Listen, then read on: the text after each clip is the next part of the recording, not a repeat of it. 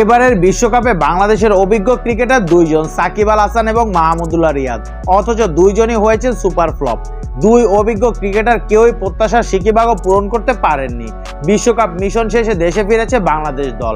গতকাল সকাল 9টায় হযরত শাহজালাল আন্তর্জাতিক বিমানবন্দরে পা রাখেন ক্রিকেটাররা। এন্টিগা থেকে যুক্তরাষ্ট্রের মায়ামি ও দুবাই হয়ে ঢাকায় এসেছেন তারা। বিমানবন্দরে সংবাদ মাধ্যমের মুখোমুখি হয়ে তাসকিন আহমেদ বলেন, এখানে আসলে আমরা সবাই ব্যতীত, সমর্থকরাও। বিশেষ করে কয়েকটা ম্যাচ আমাদের জেতার কথা ছিল, পারিনি। শেষ ম্যাচটা আমরা 12.1 ওভারে আমাদের সবারই পরিকল্পনা ছিল জেতার। আমরা সেই ইন্টেন্ট নিয়ে খেলা শুরু করেছি।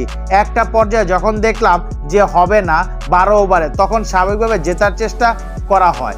তারপর আমরা ওটাও চেষ্টা করে পারিনি। বিশ্বকাপ জুড়ে মাহমুদুল্লাহ রিয়াদ এবং সাকিব আল হাসানের ফর্মহীনতা কতটা ভুগিয়েছে দলকে, এমন প্রশ্নের জবাবে তাসকিন বলেন, দুইজন সিনিয়র ফর্মে না থাকা অবশ্যই প্রভাব ফেলেছে, কিন্তু মাঠের বাইরে প্রভাব পড়েনি। 47 দিন একসঙ্গে ছিলাম, সবাই একসঙ্গে ছিলাম। অফ দ্য ফিল্ডে সবাই ভালো ছিল। দলের গুরুত্বপূর্ণ খেলোয়াড়রা অফ ফর্মে থাকলে ওই দলের সমস্যা হওয়াটাই স্বাভাবিক। আশা করছি দ্রুত এসব কাটিয়ে উঠব।